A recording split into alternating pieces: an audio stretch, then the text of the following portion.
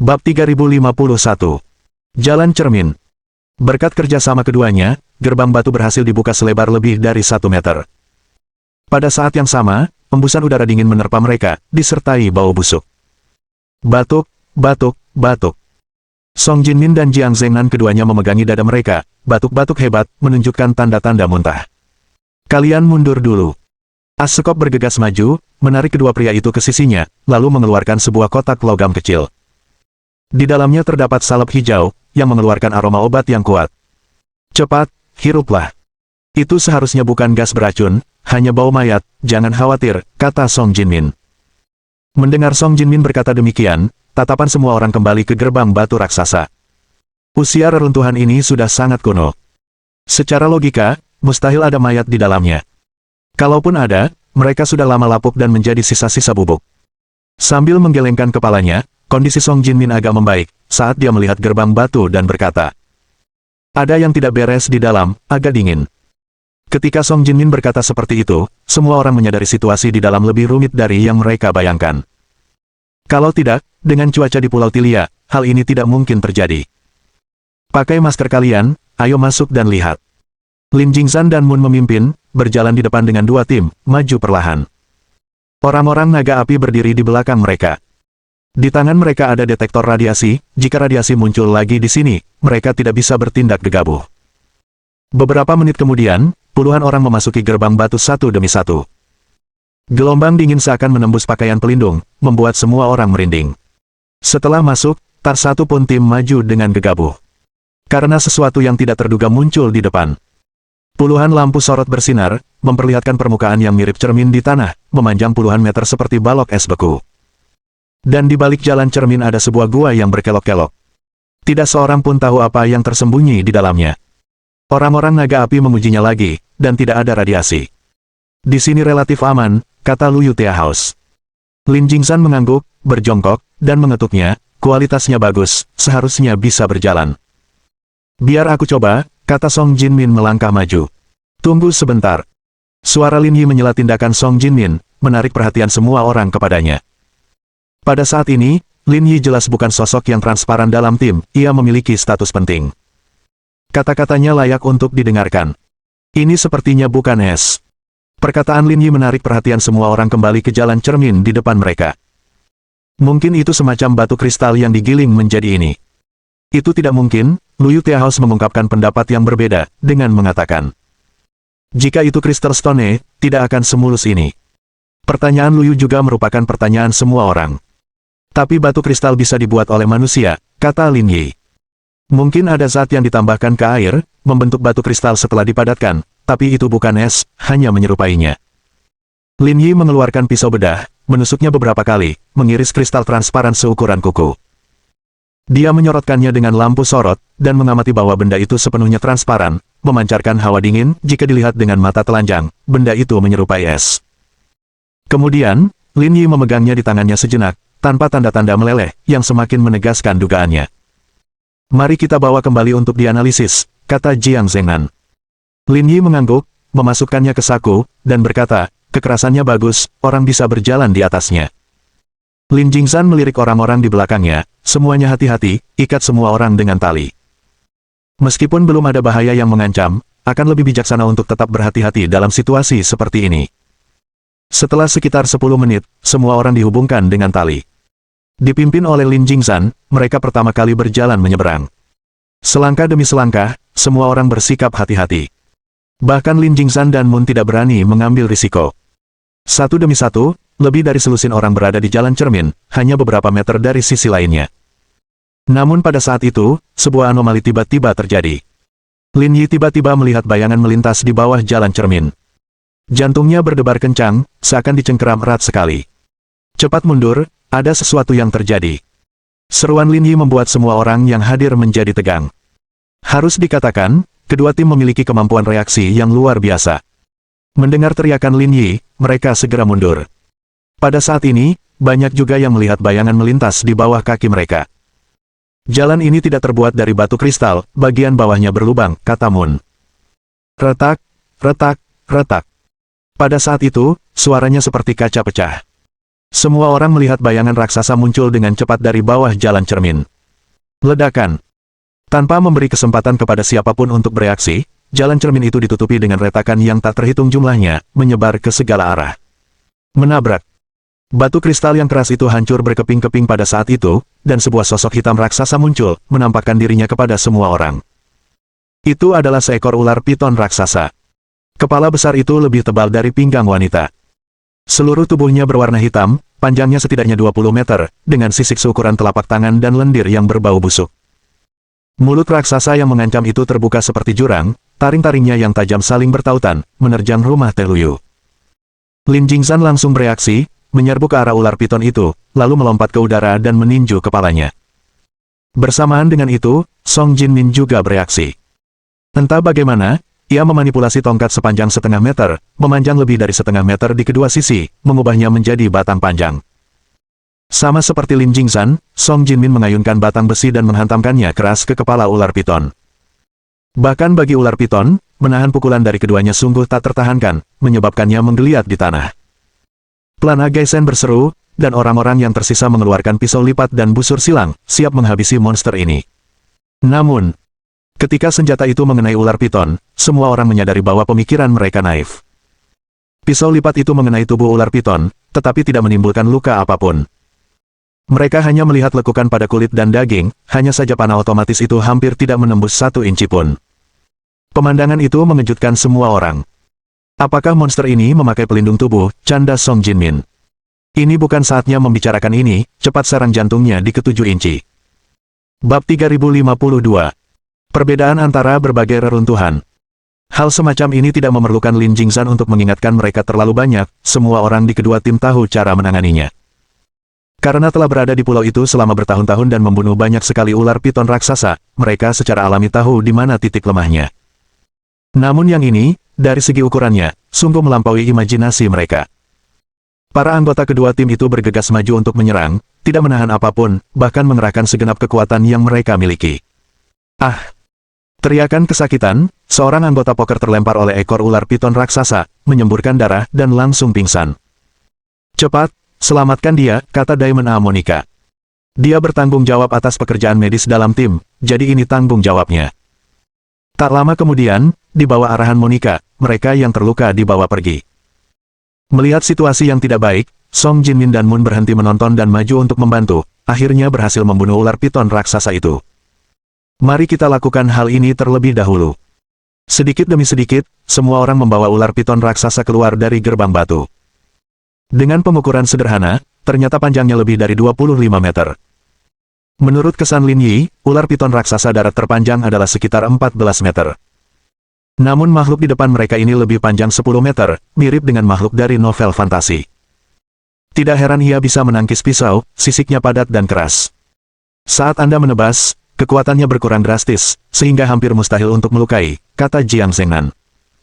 Pernahkah Anda melihat ular piton raksasa sebesar itu saat penjelajahan? Song Jinmin menggelengkan kepalanya. Aku pernah melihat yang sekitar 20 meter, tidak sekuat ini, dan tekstur skalanya berbeda. Berdasarkan pengalaman sebelumnya, bisa jadi medan magnet di dalam gua tidak sama dengan di tempat lain, sehingga menyebabkan situasi ini. Namun, mungkin medan magnet tersebut memiliki ciri-ciri khusus tertentu, yang tidak terlalu bernilai referensi, kata Luyu Teahaus. Namun reruntuhan ini telah tertutup selama bertahun-tahun yang tak terhitung jumlahnya, mustahil bagi makhluk seperti itu untuk bertahan hidup, kata S of Spades. Mungkin ada jalan lain, kata Moon. Di bawah jalan cermin ada air, mungkin ada jalan masuk ke reruntuhan di dasar sungai. Spekulasi Moon disetujui semua orang. Dalam alam bawah sadar mereka, mustahil bagi kehidupan untuk bertahan hidup di reruntuhan yang tertutup rapat. Selama proses ini, Lin Yi tetap diam, tidak berbicara sepatah kata pun. Ular piton raksasa membuatnya teringat pertemuannya dengan beruang coklat di hutan beberapa hari sebelumnya. Ukuran beruang coklat itu lebih besar dan lebih ganas dari yang ia bayangkan. Dalam beberapa hal, ia mirip dengan ular piton raksasa di depan mereka. Tubuh mereka jauh lebih besar, dengan fitur-fitur yang lebih dibesar-besarkan. Semua makhluk secara kasar dapat diklasifikasikan menjadi 3 kategori. Salah satu jenisnya adalah makhluk darat biasa. Jenis kedua hidup pada makhluk-makhluk biasa di Pulau Tilia. Dalam lingkungan dengan kadar oksigen tinggi, makhluk hidup tumbuh menjadi raksasa, yang merupakan ciri yang paling mencolok. Namun, ular piton raksasa di depan, dan beruang coklat yang ditemui sebelumnya, termasuk jenis ketiga. Tubuh mereka telah berevolusi ke tingkat lain, bahkan melampaui imajinasi manusia. Apa yang kau pikirkan? Kenapa diam saja? Tanya Lu Yutea House. Ini agak luar biasa, makhluk sebesar ini ada di dunia. Aku juga agak takut. Kalau ayahmu tidak menyelamatkanku, aku pasti sudah berakhir di perutnya, kata Lu Yutea House. Layak menjadi ahli kelas S, sungguh kuat. Lu Yutea House tidak hanya menyanjung. Baik dia maupun Lin Yi jelas tahu bahwa jika orang-orang Flame Dragon berhadapan sendirian dengan binatang buas ini, setidaknya setengahnya harus dikorbankan untuk bisa melarikan diri. Orang-orang naga api secara efisien mengambil beberapa struktur penting dari ular piton raksasa sebagai persiapan untuk percobaan selanjutnya. Kakak Yu, bisakah kau meminta seseorang menguliti ular itu? Apa yang kamu inginkan? Untuk membuat tas untuk istriku. Sayang sekali kalau kulit ular sebagus itu terbuang sia-sia. Apa perlu dikuliti? Ambil saja sepotong. Tidak, saya punya banyak istri, satu potong saja tidak cukup. Kau benar-benar mustahil. Aku akan membuatkan satu untuk ibumu juga, kata Lin Jingsan. Lagu Jinmin. Ayo, terus bekerja. Lin Jingsan berseru, dan kedua tim sekali lagi bersenjata dan siap, menyeberangi gerbang batu untuk mencapai bagian depan jalan cermin. Kali ini semua orang mengamati lebih dekat. Batu kristal itu tebalnya sekitar 10 cm, teksturnya sangat keras.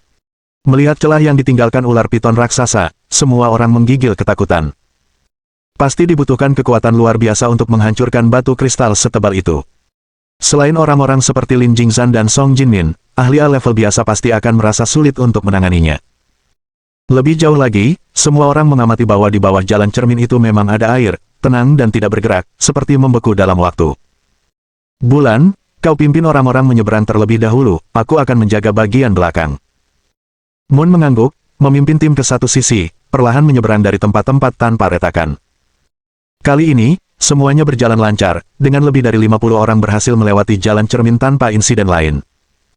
Jalan di depannya dalam dan lebarnya sekitar 3 hingga 4 meter, tetapi tampak sangat berliku-liku, tidak seorang pun tahu apa yang tersembunyi di baliknya. Kali ini, Lin Jingzan memimpin dengan Song Jinmin di depan, sementara Moon dan Lin Yi menjaga bagian belakang. Namun Lin Yi tidak berbasa-basi dengan wanita dewasa yang memikat ini, tetap fokus pada dinding di kedua sisi. Tempat ini tidak seperti tempat-tempat lain yang pernah dikunjunginya, selain jalan cermin di awal, tempat ini hanya berupa bebatuan tidak rata, tidak menawarkan hal baru. Selain dari jalur cermin awal, tidak ada hal mengesankan yang ditemukan. Kalau tidak disebut reruntuhan, itu lebih mirip gua biasa. Lin Yi memegang pisau bedah, menebas batu-batu itu. Mereka sangat keras, bahkan kualitas pisau bedahnya tidak meninggalkan bekas. Kecepatan kelompok itu sangat lambat, karena takut akan menemui jebakan di sini. Tidak banyak yang bisa dilihat di sini, tidak semua reruntuhan memiliki mural. Moon seolah membaca pikiran Lin Yi dan berkata, menurutmu apa penyebabnya? Berdasarkan temuan benda-benda, tempat yang memiliki mural umumnya memiliki benda-benda di dalamnya yang tergolong biasa saja. Lin Yi menatap Moon dengan sedikit terkejut. Jadi maksudmu mungkin ada sesuatu yang lebih aneh lagi di sini? Atau teknologi asli tingkat tinggi? Mungkin saja, tapi jangan terlalu bersemangat dulu. Banyak hal yang berada di luar kendali kita. Banyak dari kita yang meninggal di tempat seperti ini. Lin Yi mengangguk, menatap ke depan dalam diam, detak jantungnya semakin cepat, dan dia pun menantikan hal-hal misterius dan tak dikenal di depannya. Kita sudah sampai, kata Song Jinmin tiba-tiba dari depan. Bab 3053. Altar Pengorbanan. Perkataan Song Jinmin membuat Lin Yi dan Moon yang berada di belakang pun ikut mempercepat langkah mereka. Di depannya ada sebuah gua besar, sebesar lapangan basket. Dalam pemahaman Lin Yi, hal ini seharusnya sangat langka. Tetapi yang lebih mengejutkan lagi adalah bahwa di tengah gua itu, ada sekitar selusin orang yang berlutut. Mayat orang-orang ini berada dalam posisi berlutut. Kepala mereka sedikit tertunduk, sangat taat beragama. Meskipun ada jarak di antara mereka, mereka dapat melihat dengan jelas tubuh dan pakaian mereka. Hanya kulit dan dagingnya yang cekung, seperti mayat yang diawetkan. Yang lebih mengejutkan adalah orang-orang ini sangat pendek, yang tertinggi mungkin tidak lebih dari 150 cm, seperti anak-anak. Namun kepala mereka sangat besar, seperti bola basket, dan tidak serasi dengan tubuh mereka. Mungkinkah mereka penduduk asli Pulau Tilia, seru Lu Yutea House. Sepertinya bukan orang modern, kata Lin Yi. Tapi sudah bertahun-tahun berlalu, mengapa tubuh daging mereka masih bisa diawetkan, tanya Moon. Karena medan magnet. Lin Yi berkata. Saya pernah menemukan 2 potongan logam, yang jika ditempatkan pada posisi yang tepat, dapat membentuk medan magnet ajaib yang dapat mencegah pembusukan daging manusia. Setelah mendengar penjelasan Lin Yi, para anggota kedua tim dipenuhi rasa kagum terhadap tempat ajaib ini. Rasanya seperti menjelajahi ruang misterius dan tak dikenal lainnya. Karena ini adalah pertama kalinya mereka menemukan mayat penduduk asli di pulau itu. Penemuan semacam itu sudah cukup untuk dituliskan dalam catatan sejarah. Secara diam-diam, anggota kedua tim tidak mempunyai niat untuk maju lebih jauh. Mereka semua berdiri di persimpangan antara lorong dan gua, berhati-hati dan waspada. Sebagai petualang berpengalaman, mereka semua tahu bahwa tanpa pengamatan menyeluruh, tidak ada tempat yang boleh dimasuki dengan gegabah. Tim naga api mengeluarkan detektor untuk menguji radiasi di dalam gua. Orang-orang yang tersisa terus mengamati setiap sudut. Di samping orang-orang yang berlutut di tengah, ada meja-meja batu di tepi gua. Di atasnya terdapat banyak benda yang menyerupai panci dan wajan, tetapi benda-benda ini bukanlah peralatan batu, sebagian besar terbuat dari batu kristal yang berbeda-beda. Meski mereka tampak kasar, mereka dipenuhi dengan keindahan yang tangguh. Selain itu, banyak tulang berserakan di tanah, sembarangan dan di mana-mana. Lin Yi berdiri di tempat, merenung dengan saksama. Dikombinasikan dengan panci dan wajan di atas meja, kemungkinan besar peralatan itu digunakan untuk menghilangkan rasa lapar. Jika memang demikian, saat hewan-hewan itu dibawa kembali, pasti ada tubuh fisiknya. Dan medan magnet di daerah pusat hanya dapat memengaruhi beberapa penduduk asli, dengan jangkauan yang sangat kecil. Medan magnet yang mencegah daging membusuk. Penduduk asli Pulau Tilia yang berlutut. Wadah yang terbuat dari meja batu dan artefak kristal. Tulang-tulang berserakan tak terhitung jumlahnya di tanah. Gambaran informasi melintas dalam pikiran Lin Yi. Tetapi dia tidak dapat menghubungkannya. Bagaimana ceknya? Apakah aman? Tanya Jiang Zhengnan. Tidak masalah. Tingkat radiasinya 0, jawab seseorang dari naga api. Jiang Zhengnan mengangguk, lalu menatap Lin Jingsan. Kalian ikuti dari belakang, Mun dan aku akan masuk duluan. Keduanya menyebar, berjarak sekitar 5 atau 6 meter, dan berjalan menuju bagian dalam gua dari arah yang berbeda. Mengikuti dari dekat adalah Song Jinmin dan 3 kapten lainnya, bersama dengan Jiang Zhengnan dan Lu Yu Teahaus. Setelah penjelajahan singkat dan tidak menemukan sesuatu yang aneh di sekitarnya, anggota tim lainnya perlahan masuk. Semua orang pertama-tama mendekati area pusat, berkumpul di depan penduduk asli Pulau Tilia. Setibanya di sana, mereka menyadari tampaknya ada alasan di balik tindakan mereka berlutut. 9 orang membentuk lingkaran, dengan diameter sekitar 2 meter. Daerah melingkar itu bersih tanpa noda, bahkan setelah berabad-abad lamanya, tidak ada debu yang terlihat. Tanpa berkata apa-apa lagi, ini saja sudah cukup mencengangkan. Teknologi modern tidak dapat mencapai hal ini. Namun bukan itu saja, yang benar-benar memikat orang adalah pola yang terukir di bagian tengah cincin. Dibandingkan dengan penduduk asli Pulau Tilia, makhluk-makhluk yang digambarkan dalam pola-pola itu bahkan lebih aneh dan unik. Tangannya panjang sekali, seperti mie, dengan 9 mata terukir pada topengnya, memegang tombak di tangannya, memberinya tampilan yang agak mengagumkan. Itu mungkin totem ritual mereka, kata Song Jinmin. Tapi itu punya substansi, setelah bertahun-tahun, tak ada debu yang mengendap, dan itu bisa menjaga tulang-tulang orang-orang ini dari pembusukan, jauh lebih baik daripada formalin. Baiklah, mundurlah dan biarkan Brigade Garda Pusat mengumpulkan bukti. Anggota tim poker mundur, meninggalkan tim naga api di tempat. Pekerjaan sisanya adalah memotret dan merekam. Lin Yi juga mengamati dengan saksama. Daging penduduk asli sudah layu. Pakaian mereka hanya kain compang camping yang menempel di kulit mereka. Dalam situasi ini, bahkan tanpa mengganggu keseimbangan medan magnet, gerakan kecil dapat mengubahnya menjadi abu dalam sekejap. Lin Yi berjongkok di samping tulang-tulang penduduk asli, menghadapnya. Pada saat ini, menatap mata keriput itu, Lin Yi merasa seolah-olah sedang bermimpi kembali sejuta tahun yang lalu. Tampaknya mereka berdua terlibat dalam percakapan diam-diam. Perang, pendeta, pembantaian, ritual kuno. Berbagai gambaran terlintas dalam pikiran Lin Yi. Untuk sesaat, dunia ilusi dan halusinasi itu tampak hidup di depan matanya. Tetapi yang menerjang ke depan adalah tekanan yang luar biasa, membuatnya sulit bernapas. Setelah beberapa lama, Lin Yi berdiri, menatap seluruh altar. Entah mengapa, Lin Yi merasa altar itu tampaknya memiliki lapisan makna lain. Namun dia tidak dapat menguraikannya. Pada saat ini, dari sudut matanya, Lin Yi melihat ayahnya juga menatap altar sambil tenggelam dalam pikirannya. Tatapan mereka bertemu pada saat ini. Apakah kamu menemukan sesuatu? Tanya Lin Jingsan. Lin Yi menggelengkan kepalanya. Jangan buang-buang waktu di sini, kembalikan saja untuk penelitian nanti. Lin Yi berbalik dan berjalan ke tempat lain, tetapi kemudian tulang-tulang di tanah menarik perhatiannya. Awalnya, Lin Yi menganggap tulang-tulang ini tidak penting. Tetapi setelah diamati lebih dekat, mereka tampak berbeda dari apa yang dibayangkannya. Tak satu pun tulang ini yang lengkap. Seolah-olah mereka adalah 8 trigram yang terpotong-potong di sini. Atau mungkin, dipotong-potong menjadi 8 bagian di sini. Adegan ini membuat Lin Yi semakin bingung. Kalau di bawah tanah tidak ada altarnya, dapat dipahami tulang-tulang ini untuk mengenyangkan. Penampakan tulang-tulang ini wajar. Namun dengan adanya altar, hal itu tidak ada hubungannya dengan rasa kenyang. Lagi pula, di sanalah pendeta itu berada, bukan tempat tinggalnya. Lin Yi berdiri di tempat, menatap altar di bawah tanah, lalu ke tulang-tulang. Benar-benar tidak dapat menebak hubungan antara keduanya. Lin Yi, kemarilah, ada buku. Bab 3054. Penemuan tak terduga. Perhatian Lin Yi tertuju pada Jiang Zhengnan. Dia mempercepat langkahnya dan berjalan mendekat. Di atas panggung batu, terdapat tumpukan lapisan benda-benda, mirip kulit domba. Tepi-tepinya diikat erat dengan tali, membentuk versi primitif sebuah buku. Gulungan kulit domba di atas sudah tertutup debu, sangat kontras dengan altar di tanah. Dengan lembut, Lin Yi meniup debunya. Karena usianya, Lin Yi dengan hati-hati membolak-balik gulungan itu. Setelah dibuka, ia mendapati isinya sebagian besar adalah ilustrasi, tetapi isinya luar biasa. Mural yang terlihat sebelumnya sebagian besar terkait dengan pengorbanan. Namun, gulungan itu mencatat sesuatu yang lebih mirip sebuah eksperimen. Melihat ini, Lin Yi tiba-tiba menoleh untuk mengamati seluruh gua. Dalam sekejap, tiba-tiba dia sadar.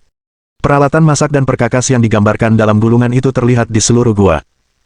Setelah membolak-baliknya sedikit lagi, Lin Yi menemukan konten serupa di halaman berikutnya. Tatapan mata Lin Yi berubah, membentuk hipotesis berani dalam benaknya. Apakah kamu menemukan sesuatu? Tempat ini sepertinya tidak ditujukan untuk pengorbanan. Bukan untuk pendeta, tanya Song Jinmin.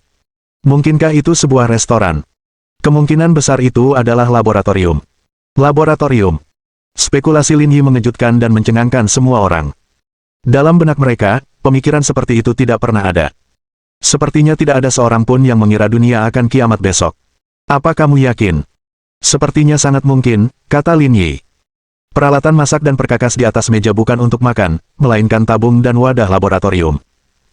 Mereka kekurangan peralatan modern untuk membuat benda-benda halus pada masa itu. Perkataan Lin Yi membuat semua orang mengevaluasi kembali gua itu. Saat masuk, mekanisme bata tampaknya sebagian membenarkan pernyataan Lin Yi. Jika ini memang laboratorium, maka mayat-mayat di tanah itu mungkin saja adalah subjek percobaan mereka, kata Moon. Lin Yi berkata, konten di sini memiliki nilai penelitian yang signifikan, penemuan ini substansial. Kalau begitu, mari kita mulai, kata Jiang Zhengnan. Bawa pulang semua yang bisa kamu bawa, dan foto semua area yang memungkinkan. Setelah menanggapi, tim Flame Dragon mulai menyibukkan diri. Kakak Nan, apa yang harus kita lakukan dengan mayat-mayat yang ada di tanah? Jiang Zhengnan memandang Lin Yi, karena Lin Yi lebih berpengetahuan dalam bidang ini dan menginginkan pendapatnya. Mengingat sudah berapa tahun berlalu, memindahkan jenazah akan sulit karena hancur saat disentuh. Tapi kita bisa mengambil kembali abu tulangnya. Kalau begitu, mari kita coba. Seperti yang diantisipasi Lin Yi, setelah foto-foto diambil, tim Flame Dragon dengan hati-hati mendekat. Namun begitu mereka menyentuh mayat, mereka hancur menjadi tumpukan abu tulang. Mungkin karena gangguan yang merusak keseimbangan, 8 mayat yang tersisa mengalami nasib serupa. Dalam sekejap mata, mereka berubah menjadi abu, dan awan debu mengepul, membutuhkan waktu cukup lama untuk mereda. Selama proses ini, Lin Yi berdiri linglung. Rasanya seperti dunia yang penuh gejolak runtuh menjadi debu di hadapannya. Kemas ini menjadi 9 porsi dan makan semuanya, kata Jiang Zhengnan. Tim Flame Dragon dengan cepat mengemas ke 9 porsi abu tulang.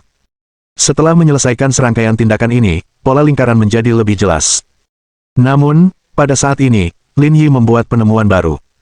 Ia menemukan pola tersebut tidak diukir di tanah tetapi dilukis pada lempengan batu yang tertanam di tanah. Lin Yi berjongkok, menekannya pelan, dan secara mengejutkan merasakan sedikit pergeseran. Penemuan ini sangat penting bagi Lin Yi, membuatnya merasa gembira. Kakak Nan, kemarilah. Lin Yi memanggil, dan Jiang Zhengnan serta Liu Tiahaos bergegas datang. Lin Jingzhan dan Song Jinmin berdiri di dekatnya, menunggu dengan tenang. Lempengan batu ini tampaknya bisa dipindahkan, mari kita angkat dan lihat. Baiklah.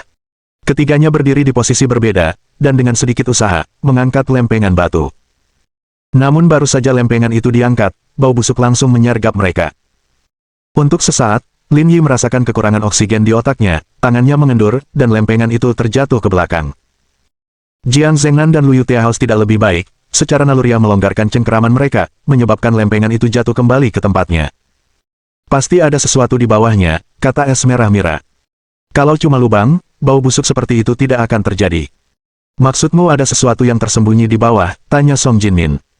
Dengan kata lain, mungkin ada ruang tersembunyi. Itulah yang saya maksud. Spekulasi mereka diamini semua orang. Jika apa yang diasumsikan semua orang itu benar, mungkin ada sesuatu yang lebih penting yang tersembunyi di baliknya. Kalian semua mundur, biar aku coba. Song Jinmin menyiapkan topengnya dan melangkah di depan lempengan batu. Setelah meregangkan pergelangan tangannya, Song Jinmin dengan paksa mengangkatnya. Bau busuknya tercium, tetapi meskipun sudah siap, reaksi semua orang tidak sekuat itu. Tak lama kemudian, cairan itu menyebar ke seluruh gua, dan menjadi encer hingga tingkat yang dapat ditoleransi. Song Jinmin memindahkan lempengan itu ke samping. Di bawah lempengan itu, mereka melihat lubang hitam selebar lebih dari 1 meter, dengan tangga yang terhubung ke atas dan ke bawah. Tetapi di dalam gelap gulita dan jarak pandang nol. Semua orang mengangkat lampu sorot mereka, menerangi kegelapan. Tiba-tiba, mereka menemukan makhluk hitam raksasa mengangkat kepalanya untuk melihat ke atas. Apa-apaan itu?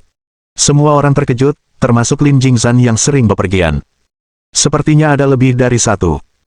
Di bawah sorotan lampu, mereka melihat beberapa makhluk seperti kadal merangkak di bawah, punggung mereka dilapisi kulit seperti baju besi, panjangnya mencapai sedikitnya 7 hingga 8 meter. Sesekali, mereka menjulurkan lidah panjang, menyerupai dinosaurus kecil. Mereka terlihat seperti komodo, kata Moon.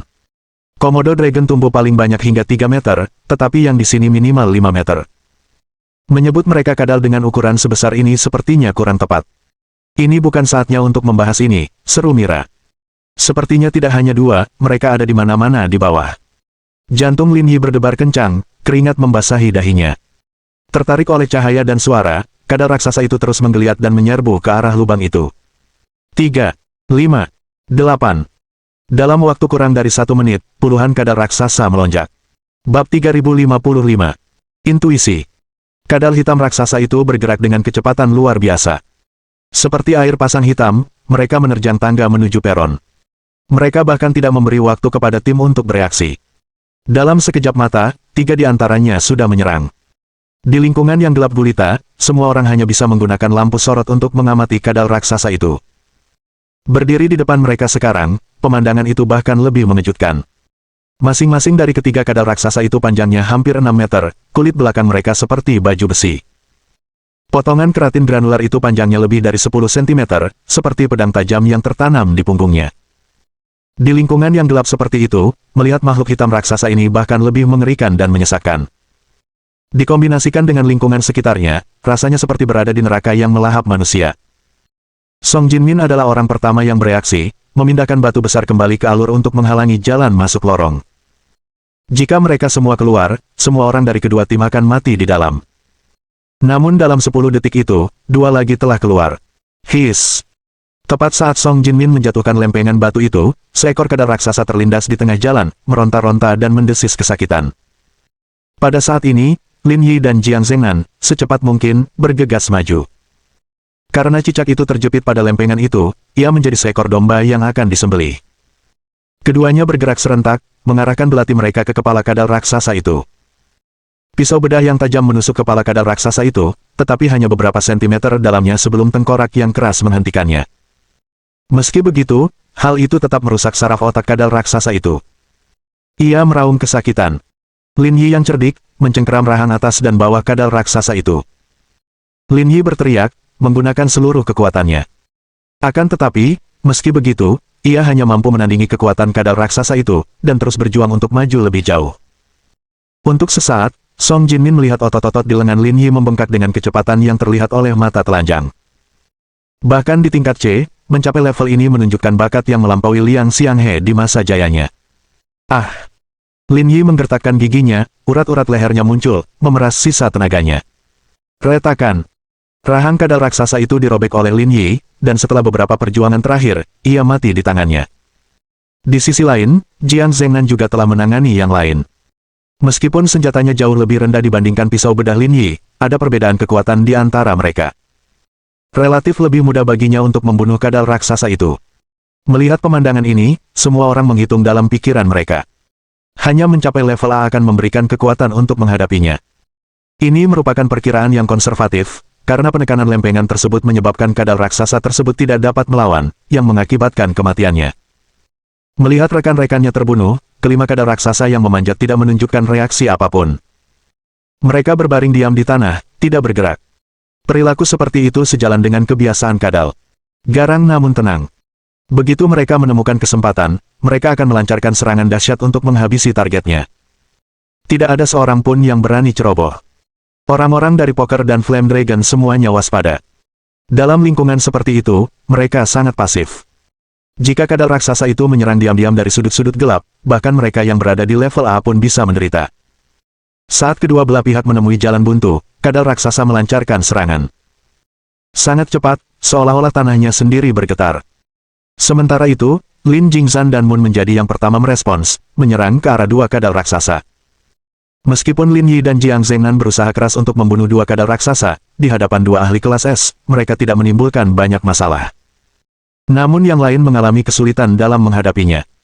Bahkan Song Jinmin hanya bisa menekan mereka sepenuhnya, tidak mampu membunuh mereka secara instan. Gua yang gelap gulita itu menjadi tempat berlindung yang terbaik. Kecerdasan kadal raksasa itu lebih tinggi dari yang dibayangkan. Menghindari cahaya sebisa mungkin, mereka melancarkan serangan dari kegelapan. Tetapi tim Poker tidak panik. Mereka dengan cepat menyesuaikan posisi mereka, mencoba menerangi setiap titik buta. Sebagai perbandingan, Flame Dragon sedikit lebih buruk dalam hal koordinasi tetapi masih lumayan. Ah! Terdengar teriakan. Seorang anggota Poker diserang oleh seekor kadal raksasa, terlempar dengan kepalanya yang seperti palu. Sambil memegangi perutnya yang sakit, mereka berjuang untuk bangun dalam waktu yang lama. Meski tidak dalam bahaya yang mengancam jiwa, mereka butuh waktu untuk pulih. Di sisi lain, seseorang dari Flame Dragon juga tidak seberuntung itu. Anggota lainnya terluka tetapi segera dibawa pergi oleh Lin Yi. Setelah kekacauan singkat, kedua tim berkoordinasi lebih lancar. Saat itu, Lin Jingzhan dan Moon sudah menghabisi dua orang. Tiga sisanya dengan cepat ditebang oleh pengepungan yang lain. Akhirnya mereka terbunuh, desah seseorang. Pertama-tama bawa yang terluka keluar, sisanya cari lagi untuk memastikan tidak ada petunjuk penting yang tertinggal, lalu mundur. Setelah berbicara, Lin Jingzhan memandang Jiang Zhengnan, Kapten Jiang, apakah pengaturan ini baik-baik saja? Tidak masalah, jawab Jiang Zhengnan. Tingkat bawah tidak dapat dieksplorasi sekarang, kita bicarakan nanti. Lin Jingzhan mengangguk, dan semua orang mengikuti instruksinya untuk mempersiapkan retret terakhir. Setelah sekitar setengah jam mencari, tim Flame Dragon memotret dan menyimpan semua informasi. Jiang Zhengnan juga membagi tubuh kadal raksasa menjadi beberapa bagian untuk dibawa kembali untuk dipelajari. Setelah menyelesaikan pemeriksaan akhir, semua orang berturut-turut meninggalkan gua. Mereka bersiap untuk beristirahat dan kembali lagi lain waktu.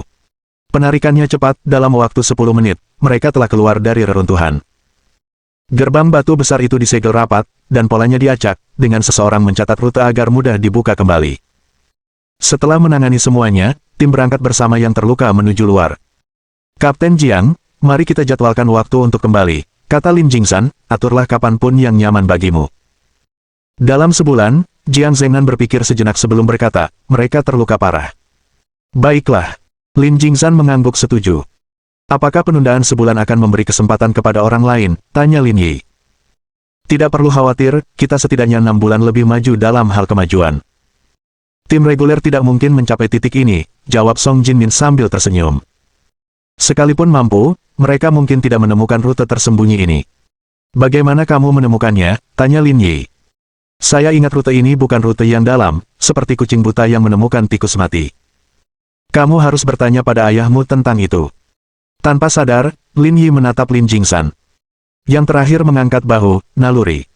Bab 3056. Perencanaan lebih lanjut. Saat itu, kami berencana untuk terus maju, tetapi saat istirahat, saya tiba-tiba ingin datang ke sini untuk melihat-lihat, dan kemudian saya menemukan reruntuhan ini. Lin Yi tidak meragukan keasliannya, terkadang intuisi memang sesuatu yang tidak dapat dinilai. Bagaimana menurutmu tentang situasi di dalam reruntuhan? Tanya Lin Jingzhan. Yang bisa dipastikan sekarang adalah bahwa itu pasti laboratorium, tapi yang penting adalah apa yang ada di ruang bawah tanah. Lin Yi berkata sambil tersenyum. Saya punya firasat mungkin ada penemuan penting di ruang bawah tanah. Apakah karena langkah-langkah itu, kata Lin Jingsan. Lin Yi mengangguk, ruang bawah tanah ini sangat dalam, kalau memang digunakan untuk menyimpan barang-barang, dengan ketinggian seperti ini, tidak perlu dibuat seperti itu. Aku akan meninggalkan hal-hal ini untukmu pelajari perlahan-lahan. Lin Jingsan berkata, kita juga bisa bersantai sebentar. Orang-orang dari kedua tim berjalan keluar sambil mengobrol. Namun pada hari kelima, tiba-tiba terasa ada yang aneh. Mereka melihat, tepat di depan, muncul selusin mayat. Secara naluriah, orang-orang dari kedua tim mempercepat langkah mereka, berlari ke arah mayat-mayat dan segera memeriksa luka-lukanya. Mereka seharusnya bertarung sampai mati, kata Lin Yi. Jiang Zhengnan melihat sekeliling dan berkata, bagi banyak tim, ini sudah batas maksimal yang bisa mereka capai, konflik adalah hal yang wajar. Meskipun hanya ada belasan orang, di pulau ini, semua orang berusaha menghindari konflik, jadi korban seperti itu bukanlah hal yang sepele, kata Liang Xianghe. As sekop. Lin Jingsan memanggil dan berkata. Menanggapi hal itu, Ace of Spades memimpin timnya ke arah lain. Sementara itu, yang lain tidak terlalu menanggapi masalah ini. Konflik pada tingkat ini, meski jarang terjadi, memang kadang-kadang terjadi. Tugas saat ini adalah menyusun kembali susunan pemain, membawa kembali yang cedera adalah prioritas, tidak bisa membuang terlalu banyak waktu di sini. Sekitar 5 hari kemudian, kelompok itu tiba di Sungai Tiama. Bagi semua orang, di sini sudah sangat aman. Baiklah, mari kita berpisah di sini. Lin Jingsan berhenti dan berkata. Orang-orang dari kedua tim berkumpul dalam kelompok-kelompok kecil, berbisik di antara mereka sendiri. Setelah sekian lama bekerja sama, persahabatan pun terjalin di antara mereka, wajar saja jika mereka ingin mengobrol lebih banyak setelah berpisah. Aku pergi dulu, pastikan kamu juga tetap aman di dalam. Jarang sekali Lin Yi memberi pengingat. Lin Jingsan mengangguk, melalui operasi gabungan ini. Dia sangat menghargai Lin Yi sekarang. Putranya ini tidak mempermalukannya. Berapa lama lagi sampai kamu menyelesaikan misimu di pulau itu? Seharusnya segera. Luangkan waktu untuk mengunjungi ibumu, dia merindukanmu dan anak-anak. Perkataan Lin Jingsan sedikit mengejutkan Lin Yi. Dia di Timur Tengah, kan? Dipahami. Setelah menyelesaikan pembicaraan mereka, kedua tim berpisah. Lin Jingsan dan orang-orangnya berjalan ke arah lain. Misinya sudah selesai, aku juga akan pergi. Kata Moon, apakah aku perlu kembali untuk misi berikutnya? Lin Jingsan mengangguk, bahaya sebenarnya masih ada di depan, lebih aman jika kamu kembali. Baiklah, kali ini aku akan pergi ke Timur Tengah, hubungi aku sebelum operasi. Sepertinya kamu sudah berada di sana selama beberapa tahun terakhir. Bersama kakak ipar itu nyaman, dia mengatur segalanya dengan baik untukku, tentu saja aku tidak ingin pergi. Moon tersenyum pada Lin Jingsan, berkata, kau sengaja mengirimnya ke East Middle, pasti ada sesuatu di sana. Saya baru saja menerima kabar, investigasi Ace of Spades menghasilkan hasil baru. Sebuah organisasi bernama AK-4 menemukan cetak biru di pulau itu, tetapi isinya tidak diketahui. Mereka hanya mengatakan bahwa mereka pergi ke Timur Tengah untuk mencari pembeli. Mengapa tidak memberitahunya informasi lengkapnya? Kamu harus belajar berjalan sendiri. Dia sudah sangat baik. Moon memuji. Baik aku maupun kamu tidak selevel dengannya di usia ini, bahkan Liang Xianghe dari Brigade Garda Pusat pun tidak. Namun, mengenai Pulau Tilia yang misterius, ini masih jauh dari cukup. Lin Jingsan berkata, saya berharap dia bisa melakukan yang lebih baik lagi. Itu tidak adil baginya. Lin Jingsan berdiri diam, menatap pegunungan yang jauh, terdiam cukup lama. Ini takdirnya, tidak bisa diubah. Sekitar 3 jam kemudian, Lin Yi dan timnya kembali ke zona aman. Melihat Lin Yi dan anggota naga api kembali, orang-orang kelompok A bergegas menemui mereka dan segera merawat yang terluka. Karena Lin Yi ada di sana, kondisi yang terluka tertangani dengan baik tanpa infeksi, membuat perawatan menjadi jauh lebih mudah. Kondisi mereka sudah stabil. Kita istirahat dulu, nanti kita bicarakan di dalam. Aku harus melapor ke orang tua itu setelah kembali, kata Jiang Zhengnan. Ada 2 keraguan utama. Lin Yi berhenti sejenak, lalu melanjutkan. Ular piton raksasa di bawah jalan cermin itu seharusnya bukan dari dalam reruntuhan. Mungkin ada lorong lain di tempat lain. Kurasa kita harus mengklarifikasi ini. Kedua, ruang bawah tanahnya, sekarang saya sangat penasaran dari mana makhluk-makhluk ini berasal. Mungkinkah ada jalan lain yang memungkinkan mereka merangkak masuk? Mungkin saja, tapi kemungkinannya kecil, kata Lin Yi. Jika mereka benar-benar merangkak masuk dari tempat lain, bau di ruang bawah tanah tidak akan begitu kuat, setelah bertahun-tahun, bahkan celah kecil pun akan menghilangkannya.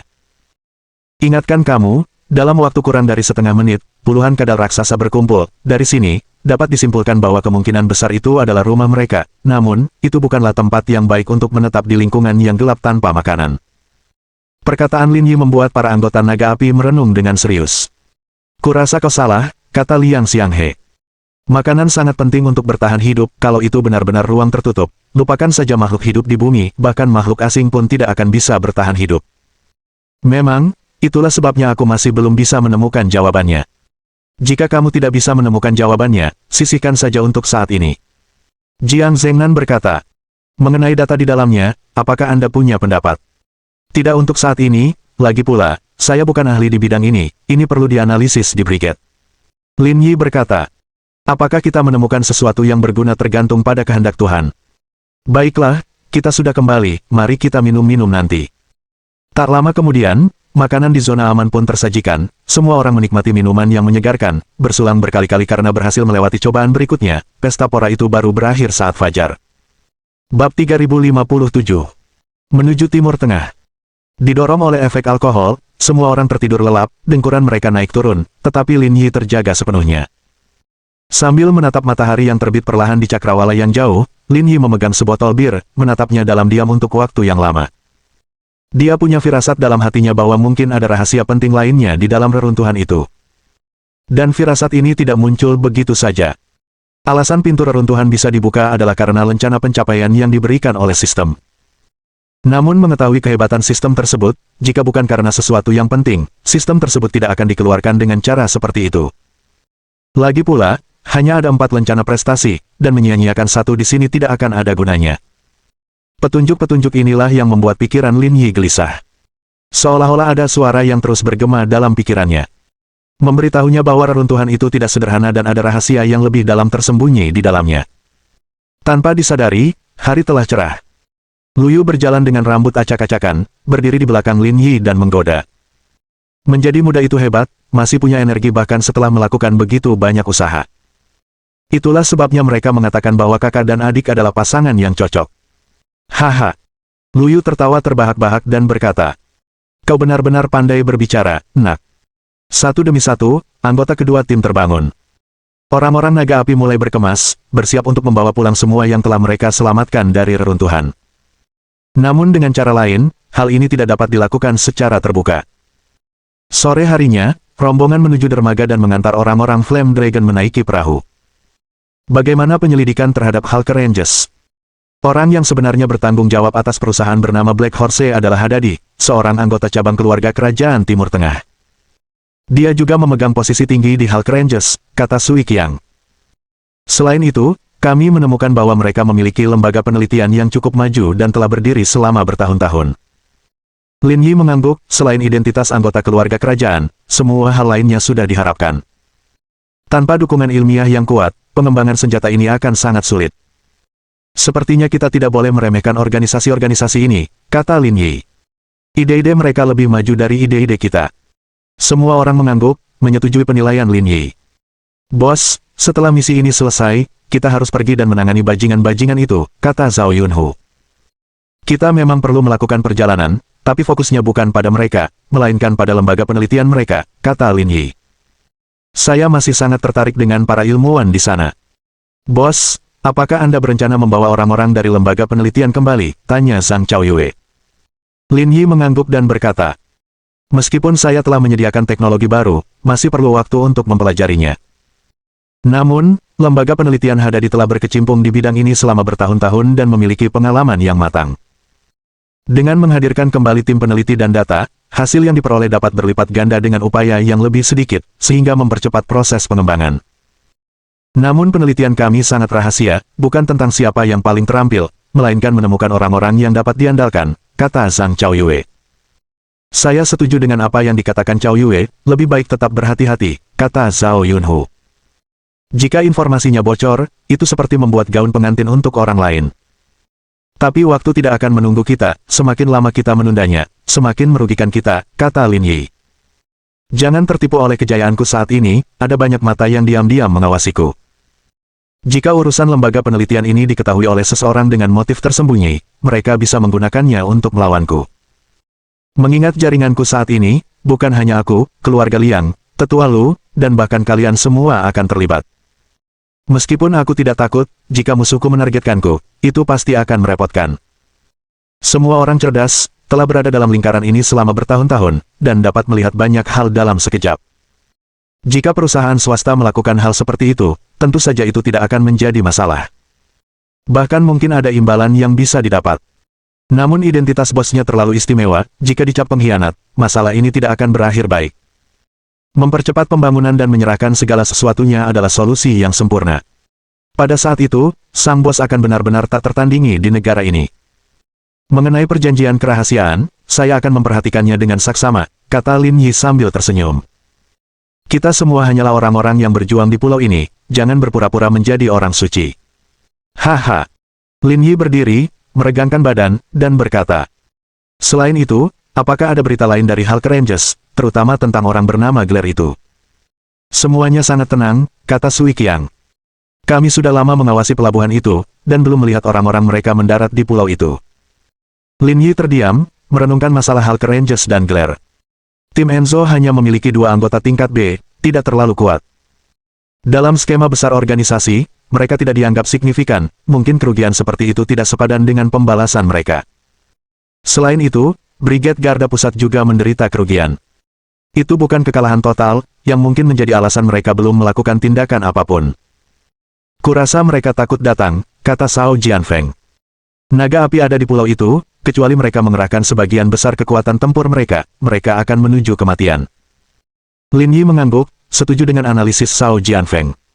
Namun ketenangan yang tidak biasa ini juga menimbulkan keraguan dalam hati Lin Yi. Warga Hulk Rangers mungkin berpikir tenang mengenai hal ini, tetapi Glare tidak. Tahu dia ada di pulau itu, dia seharusnya datang untuk membuat masalah. Jangan ganggu mereka untuk saat ini, kata Lin Yi. Jika ancaman datang, lawanlah. Tak perlu kita habiskan seluruh energi untuk menghadapinya. Pada hari-hari berikutnya, tindakan tim 1 berjalan sesuai rencana. Mereka menyeberangi sungai Tiama dan semakin dalam.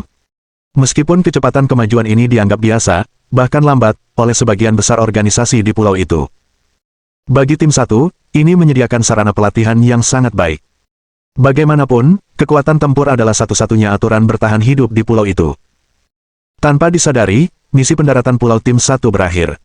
Mereka berhasil bertemu tim 2 Qiu Yuluo. Bagaimana kabar kakak Cheng? Tanya Lin Yi setelah bertemu Qiu Yuluo. Semuanya sudah beres, dia bukan pendatang baru, dia akan baik-baik saja dengan sedikit istirahat, kata Qiu Yuluo dengan penuh perasaan. Ini adalah Brigade Garda Pusat, orang-orang tidak akan hidup tanpa kematian. Lin Yi mengangguk tanpa banyak bicara. Sama seperti saat Yu Xing dan yang lainnya terluka sebelumnya. Di Brigade Garda Pusat, hal itu merupakan kejadian biasa. Setelah serah terima singkat, Lin Yi memimpin tim 1 pergi. Bersiap menghadapi Hulk Rangers. Bab 3058. Kemampuan Qin Yingyue. Kepergian Lin Yi dengan cepat menyebar ke seluruh pulau. Mendengar berita kepergiannya, semua orang merasa lega. Seolah-olah kehadiran pria itu di pulau itu mendatangkan rasa tekanan yang tak dapat dijelaskan. Setelah menaiki kapal, Lin Yi berdiri di dek, memperhatikan deburan ombak, tetapi tidak berniat untuk kembali ke rumah. Sedangkan untuk pelaporan tugas, itu hanya masalah mengikuti prosedur, tugas yang dapat ditiadakan. Sekalipun hal itu tidak terjadi, tidak seorang pun akan meminta pertanggungjawabannya. Setelah turun, Lin Yi membawa timnya dan berganti penerbangan di bandara setempat. Sui Qiang, bawa Guyiran dan pergilah ke rute lain. Tunggu instruksi selanjutnya dariku. Lin Yi berkata. Tetaplah bersikap rendah hati dan jangan menonjolkan diri. Tim tersebut familiar dengan operasi jalur ganda dan tahu apa yang harus dilakukan. Setelah memberikan tugas, mereka berlima terbagi menjadi 2 kelompok dan melanjutkan tindakannya masing-masing. Setelah perjalanan semalam, Lin Yi, bersama Zhao Yunhu dan Shao Jianfeng, tiba di Timur Tengah. Di padang pasir yang tampak tak berbatas, terasa seolah-olah pasir yang mengalir bukan sekadar pasir biasa, melainkan kilauan keemasan. Udara di sini sepertinya membawa aroma uang. Karena kedatangan Lin Yi sudah diketahui, Qin Yingyue datang lebih awal untuk menjemputnya. Qin Yingyue, berpakaian elegan seperti biasa, tampak memikat dalam tingkah lakunya. Meski usianya sudah lebih dari 50 tahun, dia masih tampak seperti seseorang berusia 30-an. Jumlah uang yang dihabiskannya setiap tahun untuk pemeliharaan tidak terbayangkan bagi orang biasa. Terutama karisma lembut di antara gerakannya, menyebabkan orang yang lewat tanpa sadar melirik beberapa kali lagi. Gelar, si cantik pertama kota Jing, saat itu memang pantas. Sulit membayangkan dia dan Lin Jingzhan menjadi pasangan suami istri jika terlihat bersama. Halo Bibi. Begitu melihat Qin Yingyue, Zhao Yunhu dan Zhao Jianfeng pun maju untuk menyambutnya, dengan riang, tanpa hambatan apapun. Wajah Qin Yingyue dipenuhi dengan senyuman yang tak salah lagi. Ketika memperhatikan mereka, dia tampak menganggap mereka seperti putranya sendiri, tidak memperlakukan mereka sebagai orang luar. Kamu pasti lapar setelah perjalanan, aku sudah pesan tempat dan aku akan mengajakmu makan. Hehe, terima kasih Bibi. Di luar terminal, dua mobil terparkir. Zhao Yunhu dan Zhao Jianfeng masuk ke satu, sementara Lin Yi dan Qin Yingyue masuk ke yang lain, tanpa menimbulkan banyak gangguan. Apakah semuanya baik-baik saja saat pergi bersama mereka kali ini? Meski hubungan ibu dan anak telah lama membaik, Qin Yingyue masih merasa bersalah dalam hatinya. Dia tidak pernah menandingi sikap Wang Cuiping terhadap Lin Yi. Tidak apa-apa. Kita mundur ketika keadaan tampak tidak menguntungkan. Jangan khawatir. Canda Lin Yi. Tapi kalau kamu, sendirian di sini membosankan. Pulanglah dan kunjungi sesekali. Lagi pula, kamu kan neneknya, hati-hati mereka tidak akan mengenalimu saat mereka besar nanti. Mendengar perkataan Lin Yi, aliran hangat mengalir melalui hati Qin Yingyue, membuatnya merasa nyaman. Dia tidak pernah membayangkan bisa menjalani kehidupan seperti itu suatu hari nanti. Aku takut mengganggu kehidupan kalian jika aku kembali. Tapi masalahnya, kamu sering ngobrol dengan Li Chuhan, dan kalau orang lain tahu, mereka mungkin akan merasa tidak nyaman. Kamu yang memutuskan, kata Lin Yi sambil tersenyum. Yang penting Han kecil sedang mengalami masa-masa sulit. Kamu selalu sibuk. Kalau aku nggak peduli sama dia, nggak akan ada yang peduli. Aku tahu kamu peduli padanya, tapi sendirian di sini membosankan. Pulanglah sesekali saja, karena masih banyak rumah di rumah. Lin Yi berkata, kamu harus memenuhi tugasmu sebagai seorang nenek dan tidak bisa mengabaikannya begitu saja. Perkataan Lin Yi terkesan mencela di permukaan, tetapi kenyataannya, dia berharap Qin Yingyue akan hidup sesuai dengan perasaannya. Tidak perlu terlalu dipikirkan. Baiklah, aku akan mencari waktu untuk kembali. Jangan hanya mencari waktu, kata Lin Yi. Aku punya beberapa urusan di sini yang seharusnya tidak memakan waktu lama untuk diselesaikan, lalu kau bisa kembali bersamaku. Ada yang kau butuhkan untuk datang ke sini? Apa kau butuh bantuanku? Tanya Qin Yingyue.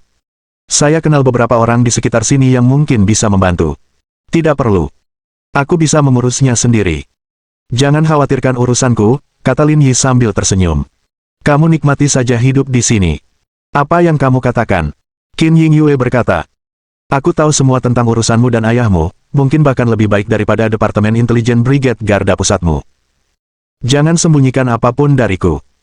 Qin Yingyue mengatakan ini pertama-tama demi keselamatan Lin Yi. Kedua, hal itu bermula dari rasa bersalah seorang ibu. Selama bertahun-tahun, dia tidak banyak membantunya, jadi dia ingin membantunya semampunya. Sebenarnya, tidak banyak, hanya di sini untuk menyelidiki seseorang. Lin Yi berkata, bernama Hadadi, seorang agunan keluarga kerajaan. Melibatkan anggota keluarga kerajaan, akan menjadi jauh lebih mudah. Lebih mudah? Tanya Lin Yi heran. Saya baru saja makan malam dengan Putri Mohe kemarin. Saya bisa membantu memeriksa orang ini.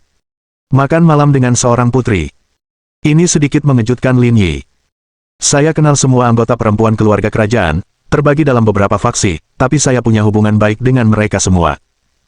Nada bicara Qin Yingyue tenang, seperti dia sedang menceritakan masalah yang tidak penting. Bagi Lin Yi, kehidupan Qin Yingyue di sini adalah misteri yang utuh. Uang tunai di rekeningnya mulai dari sedikitnya 1 miliar, dan dia selalu mengira dia ada di sana untuk menikmati hidup. Namun di luar dugaan, jaringan koneksinya ternyata sangat luas. Dalam hal ini, baik Jiqingyan maupun Liang Ruoxu tampaknya tidak dapat menyamai ibunya. Jiqingyan sangat cakap, tetapi keterampilan sosialnya rata-rata. Liang Ruoxu memiliki jiwa kepemimpinan yang baik, tetapi keterampilan sosialnya bahkan lebih buruk. Mengingat keadaannya, dia tidak membutuhkan keterampilan tersebut, orang lain mendatanginya secara aktif. Orang itu Hadadi, kan? Aku akan mengundang beberapa orang untuk makan malam nanti, yang juga anggota keluarga kerajaan. Kalian bisa bicara lebih lanjut. Boleh juga. Qin Yingyue membawa beberapa orang kembali ke hotel. Setelah menata kamar, Qin Yingyue mulai mempersiapkan makan malam. Bos, Bibi Qin benar-benar hebat, bahkan bisa akrab dengan anggota keluarga kerajaan, kata Zhao Yunhu. Jangan bercanda, bosnya hebat sekali, bibi juga pasti sama, kata Zhao Jianfeng. Benar, Paman Lin adalah sosok yang sangat mengesankan, ditundukkan oleh Bibi Qin, kekurangan beberapa keterampilan jelas tidak akan berhasil. Segera, setelah Qin Yingyue menyelesaikan panggilannya, Zhao Yunhu berkata, Bibi, bisakah Bibi memanggil beberapa putri? Kita hanya melihat mereka di KTV, belum pernah bertemu yang asli, haha. Zhao Jianfeng menendangnya, serius, bagaimana kamu bisa mengatakan itu pada Bibi Qin? Tidak apa-apa. Qin Yingyue berkata sambil tersenyum. Malam ini, bahas hal-hal serius dulu. Mengingat status istimewamu, fokuslah pada urusan Brigade Garda Pusatmu. Kalau kamu tertarik berkencan, aku akan mengajakmu menghadiri pesta keluarga kerajaan setelahnya, kamu pasti akan bertemu banyak orang penting. Bab 3059. Menuju Timur Tengah. Meskipun perjamuan formal telah diatur untuk malam itu, Qin Yingyue juga menyiapkan makan siang mewah di siang hari. Selama makan, Zhao Yunhu dan Zhao Jianfeng akhirnya menyaksikan apa arti keanggunan sejati. Meskipun berasal dari keluarga bangsawan dan mengetahui banyak aturan sosial, dibandingkan dengan Qin Yingyue, keanggunan ibu mereka sendiri kurang. Setelah makan, Qin Yingyue tidak berdiam diri dan mengajak beberapa orang ke pusat perbelanjaan. Rasanya seperti seorang ibu yang mengajak banyak putranya jalan-jalan. Di salah satu tempat terkaya di dunia, dengan uang, Anda dapat membeli merek mewah terbatas apapun di sini. Beberapa barang bahkan tidak tersedia di dalam negeri. Ini dengan sempurna menunjukkan betapa makmurnya orang-orang yang tinggal di sini.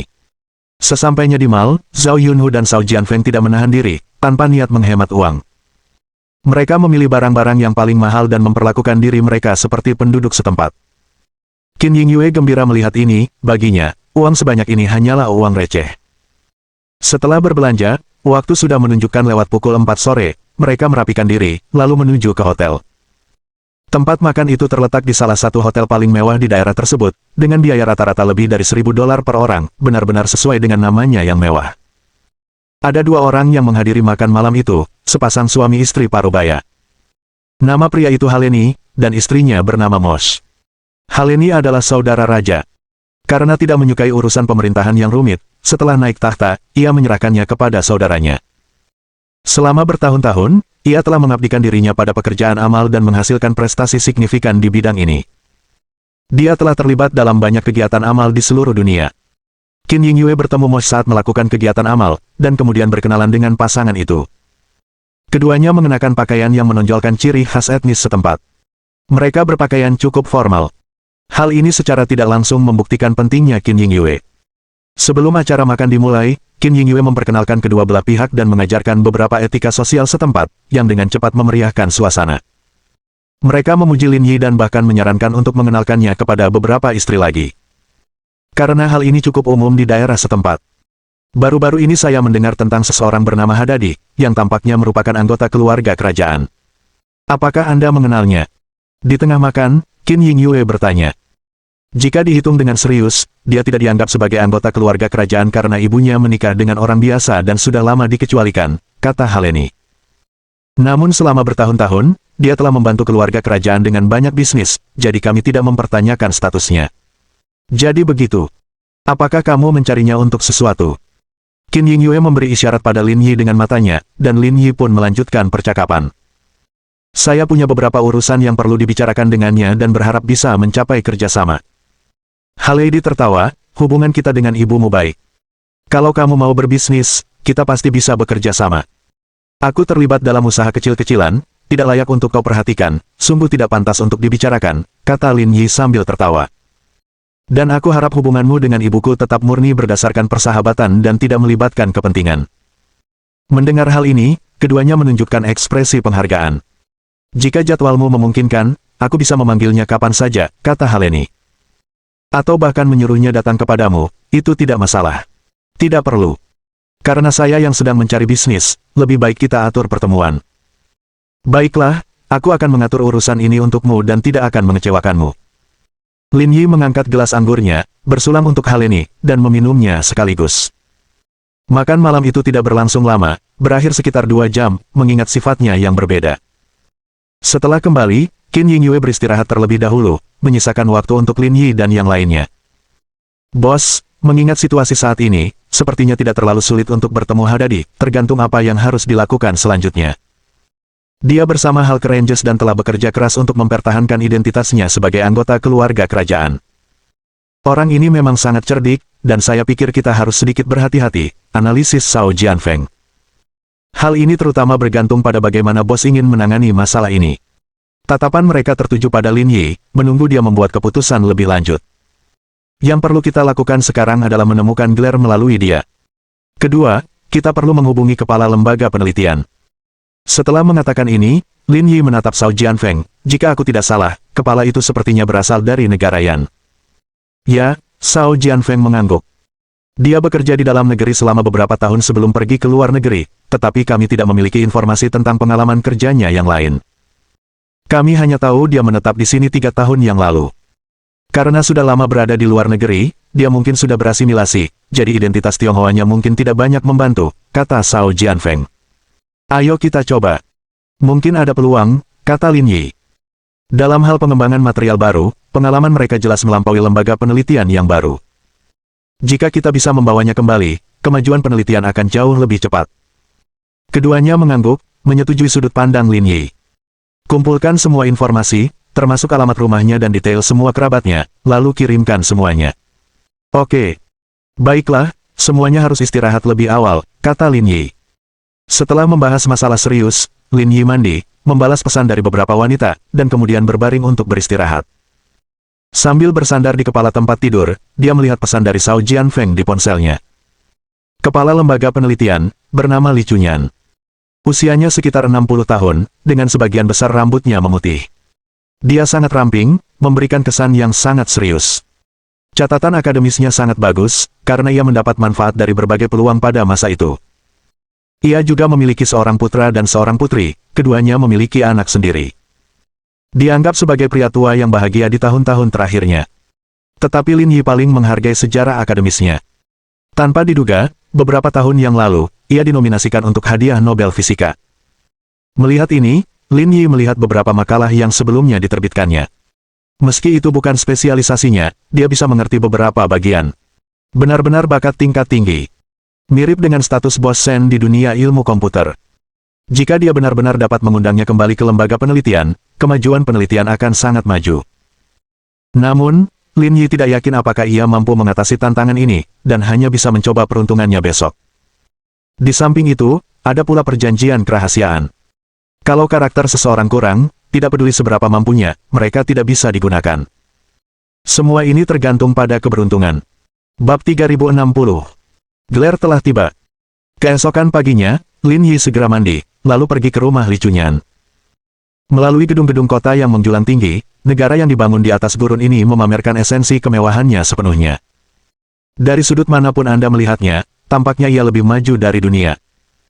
Juga membuat orang biasa merasa gentar. Mobil melaju lebih dari setengah jam, secara bertahap meninggalkan kawasan perkotaan. Di kedua sisi jalan terdapat deretan vila-vila kecil, matahari bersinar terang di tanah keemasan ini.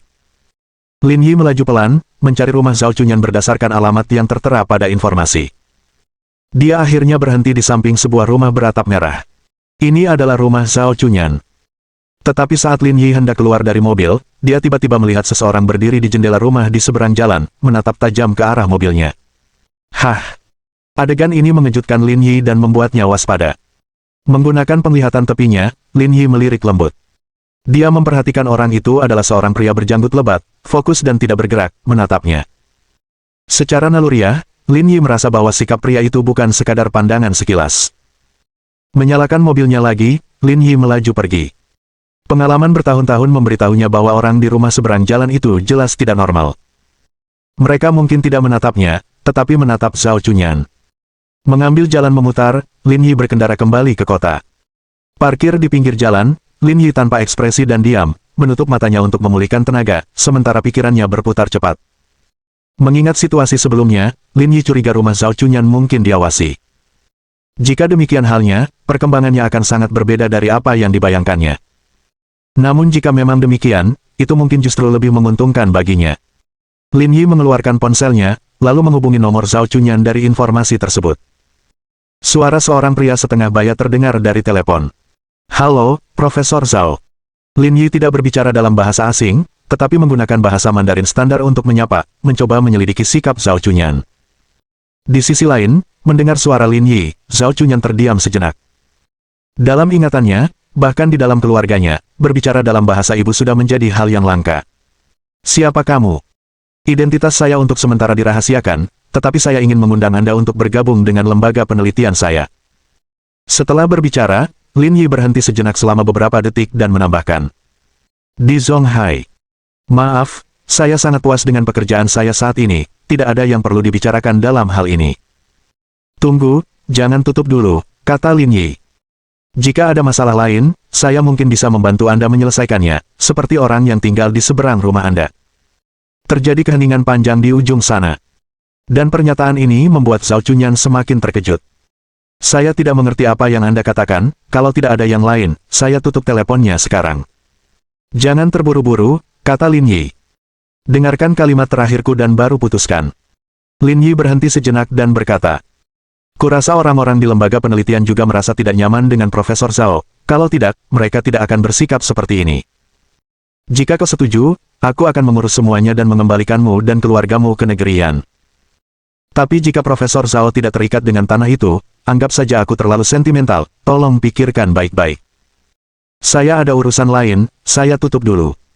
Zhao Chunyan menutup telepon, Lin Yi duduk diam di dalam mobil. Meskipun komunikasi telepon tidak seefektif pertemuan tatap muka, mengingat situasi saat ini, dia tidak punya pilihan lain. Penghargaan Hulk Rangers terhadap Zhao Chunyan melampaui harapannya. Adapun apakah dia dapat mengundangnya kembali, itu tergantung pada keberuntungannya. Setelah menyelesaikan urusannya, Lin Yi pergi ke pantai. Dia membeli seperangkat peralatan dan berjemur dengan nyaman. Mengenai hal-hal yang tersisa, dia akan menunggu kabar saja. Pihak manapun yang melaporkan terlebih dahulu, dia akan menanganinya. Dan sekarang, dia hanya perlu menikmati liburannya. Satu-satunya penyesalan adalah jika Yan Qi atau Wang Ying ada di sana, itu akan sempurna. Saat sedang berjemur, beberapa gadis berbaju renang datang menghampiri Lin Yi dan menanyakan informasi kontaknya. Namun dia menolak semuanya. Paman, bolehkah saya meminta informasi kontak Anda? Mendengar seseorang berbicara di sampingnya, Lin Yi mendapati bahwa itu adalah seorang gadis yang tampaknya masih remaja, mungkin baru saja memulai sekolah menengah pertama. Secara kebetulan, gadis itu berasal dari negeri Yan. Lin Yi terkejut.